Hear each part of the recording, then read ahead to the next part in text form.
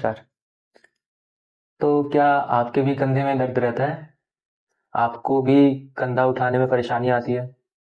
बाल बनाने में परेशानी आती है? कपड़े पहनने में परेशानी आती है? तो हो सकता है आपको भी फ्रोजन शोल्डर हो।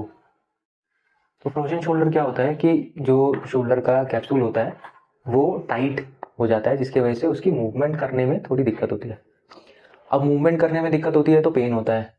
तो फ्रोजन शोल्डर की 3 स्टेजेस होती हैं: फ्रीजिंग, फ्रोजन और फाइन। फ्रीजिंग में क्या होता है कि धीरे धीरे पेन इंक्रीज करता है और मूवमेंट धीरे धीरे डिक्रीज करने लग जाती है। फ्रोजन में क्या होता है कि वो ऑलरेडी फ्रोज हो चुका होता है, तो मूवमेंट पूरी चोक हो जाती है। पेन स्टैटिक रहता है बट ज़्यादा रहता है।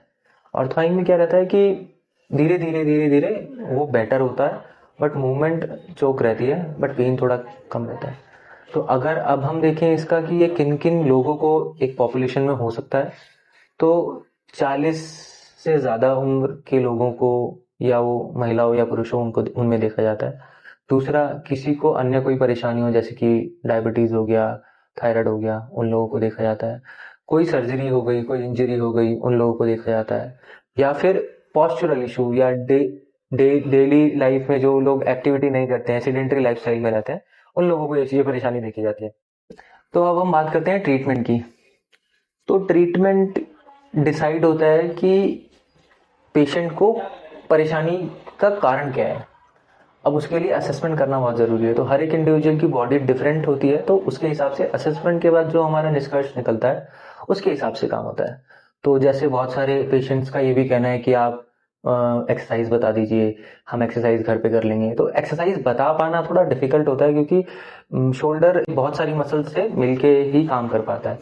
तो उन सारी मसल्स को देखना कि किसके वजह से परेशानी आ रही है, तो वो सब देखना होता है। तो उसके बाद ही हम कुछ कर पाते हैं। तो अगर ट्रीटमेंट प्रोटोकॉल में बताऊं कि क्या होता है क्लिनिक में, तो मोबिलाइजेशन कुछ एक्सरसाइजेज होती हैं वो बताई जाती हैं, कुछ स्ट्रेचिंग एक्सरसाइज हो गई हैं, कुछ मांसपेशी को मजबूत करने के लिए वर्जिश हो गई हैं, कुछ कपिंग और नीडलिंग के थ्रू हम मसल को बैलेंस करते हैं, और फिर कुछ पोस्चरल ट्रेनिंग कराते हैं जिसके जो इंडिविजुअल सेडेंटरी लाइफस्टाइल में रहते हैं उनके लिए। तो फिर ये प्रॉब्लम और धीरे धीरे बेहतर होती चली जाती है। तो क्या फ्रोजन शोल्डर ठीक होता है? तो इसका आंसर, ये क्वेश्चन भी बहुत सारे पेशेंट्स ने पूछा है, तो इसका उत्तर देंगे हम कि हाँ होता है। बट अगर आप सही कॉज पे काम करोगे तो बिल्कुल होगा। तो अगर आपको भी इस प्रकार की कोई परेशानी है तो आप भी संपर्क कर सकते हैं, आप भी अपना कॉज जान के और ट्रीटमेंट करा सकते हैं। धन्यवाद।